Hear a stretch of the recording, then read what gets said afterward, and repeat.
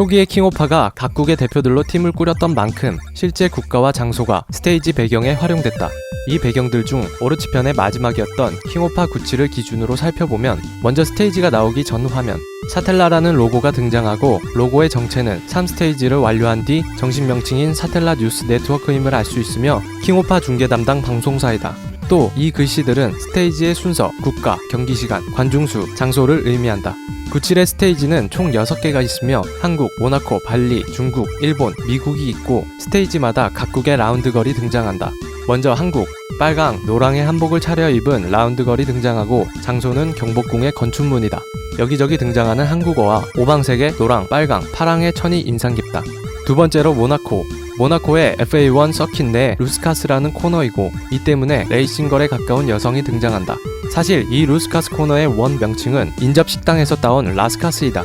세 번째, 발리. 인도네시아 발리에 있는 투반이라 표기되지만 발리와 투반 자체가 다른 지역이라서 실제 장소는 아닌 듯하다.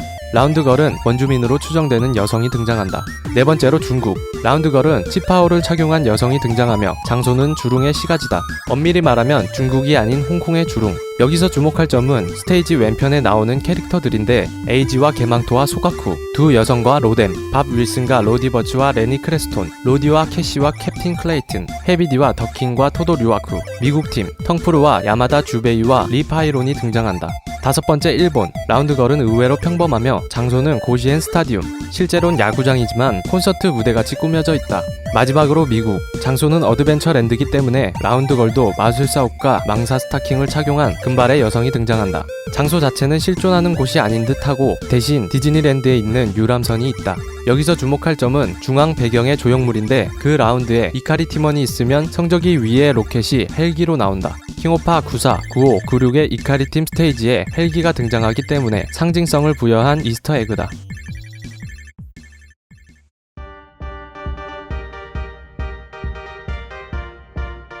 킹오파 속 한국팀은 첫 작인 94부터 등장했고 특히 김갑하는 킹오파 이전 게임인 아랑전설2부터 나왔다.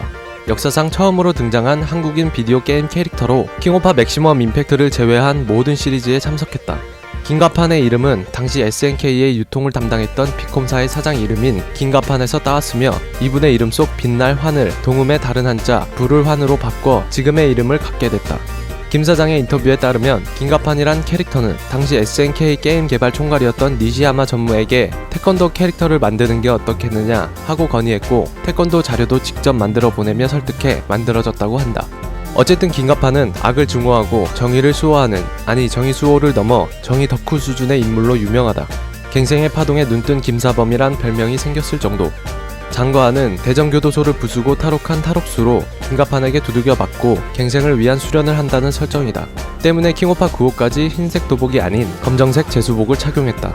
최번개는 낮엔 정육점을 경영하고 밤엔 사람을 습격하는 사이코패스적인 인물로 재수없게 김갑판에게 걸려 두들겨 맞고 장거한과 함께 갱생 수련을 한다는 설정이다. 최번개 또한 킹오파 95까지 도복을 착용하지 않았다. 최번개는 기술 때문인지 외형 때문인지 예상외로 많은 인기를 끌었으며 사상 초유의 대전 격투 게임 속 개그 캐릭터로 자리잡게 된다.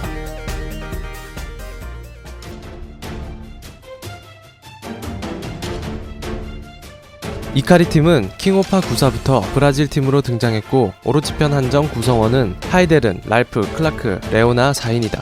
먼저 하이데른 용병단의 대장으로 아내와 딸을 루갈에게 살해당했으며 한쪽 눈도 이때 당했다. 때문에 루갈에겐 특별한 악감정을 갖고 있는 인물이다. 랄프와 클라크는 앞서 말한 이카리의 두 주인공이 모티브며 열혈 바보인 랄프와 그에 반해 묵직하고 조용한 클라크의 성격이 독특한 캐릭터성으로 인기를 끌었다. 마지막으로 레오나. 킹오파에 등장하는 캐릭터 중 사연 없는 인물이 어디 있겠냐만 레오나의 사연은 매우 비극적이다. 원래 팔걸집의 일원인 가이델의 딸로 평범하게 자라던 어느 날 게니츠의 악의적인 잠재 능력 해방으로 폭주해 아버지와 어머니를 자신의 손으로 살해하고 그 충격으로 그때의 기억을 잃었다. 이후 하이데른이 레오나를 양녀로 삼았고 레오나 하이데른이란 이름을 갖게 된다. 킹오파 97에선 오로치 힘에 의한 폭주로 준준 보스로도 등장했고 이 덕분에 킹오파 시리즈의 대표 여성 캐릭터 중 한 명으로 자리잡는다.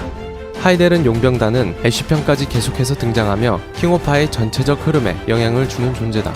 구체적으로는 루갈이 자폭할 때마다 플레이어 구출, 킹오파 96에선 초토화된 경기장 복구 및 수습 역할 등을 했다. 오로치 편은 아니지만 킹오파 99에선 전세계에 퍼진 클론 코드를 전부 제압했다는 훌륭한 설정 땜빵을 한 적도 있다. 또 용병단이란 특성을 살려 메탈슬러그에도 이식됐고, 메탈슬러그 6부턴 랄프와 클라크가, 더블 X에선 레오나가, 다른 시리즈에선 하이데른이 교관으로 등장한다.